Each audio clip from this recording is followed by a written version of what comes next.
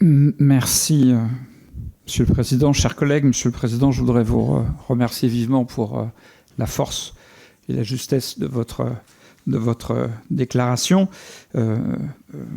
Le voyage qui était prévu de plusieurs parlementaires pour participer à des visites de coopération décentralisée s'est transformé à la demande des deux parties, la partie française et la partie arménienne, en une semaine de soutien aux autorités arméniennes, d'une très grande émotion. Ça fait 10 ans que je vais en Arménie et c'est la première fois que j'ai ce sentiment d'urgence absolue. Travaille régulièrement avec nos homologues députés arméniens. On va les voir une fois par an, ils viennent nous voir. Et là, c'est la première fois que le président me regarde dans les yeux et me dit « Pierre, je ne suis pas sûr que nous puissions éviter à notre peuple un second génocide ».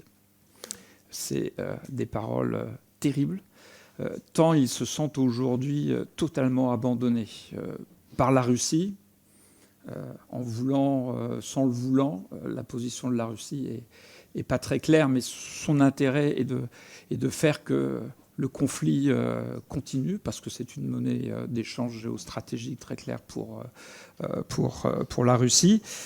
Il y a à côté la Turquie, mais aussi l'Iran. Et puis, au milieu de tout ça, la Commission européenne qui, sans entendre ces cris, cette détresse absolue du peuple arménien, va négocier des contrats pétroliers et gaziers. Je l'ai dit au Sénat, la Commission européenne a vendu son honneur pour un plat de lentilles. C'est indigne de l'amitié qui nous unit aux Arméniens, surtout que, et j'ai posé une question au gouvernement, manifestement une partie du pétrole qui nous est vendu par l'Azerbaïdjan vient de la Russie. Donc l'Azerbaïdjan, qui est l'agresseur, utilise en plus la situation actuelle pour faire de l'argent sur notre détresse énergétique. C'est absolument insupportable. Je regrette qu'aujourd'hui, il n'y ait quasiment que deux États, la France et les États-Unis, qui se soucient vraiment du sort de l'Arménie dans une indifférence totale, alors que ce qui se joue là-bas, c'est rigoureusement la même chose que ce qui se joue en Ukraine. C'est l'attaque d'un État contre des frontières qui ont été internationalement reconnues, et les Arméniens ne comprennent pas cette disparité de traitement des deux conflits.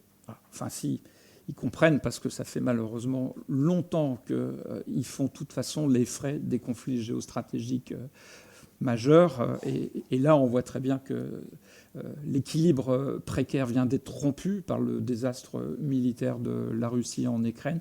Et les conséquences, vous l'avez dit très justement, Monsieur le Président, pour le Caucase du Sud, mais aussi pour le Caucase du Nord, risquent d'être totalement imprévisibles. Donc je regrette, je ne peux pas participer à ce voyage, parce que au Sénat, je travaille sur le budget. Madame Éliane Signa représentera notre groupe, mais je vous demande de porter vraiment au nom de tous les élus ici notre amitié indéfectible pour le peuple arménien. Merci, Monsieur le Président.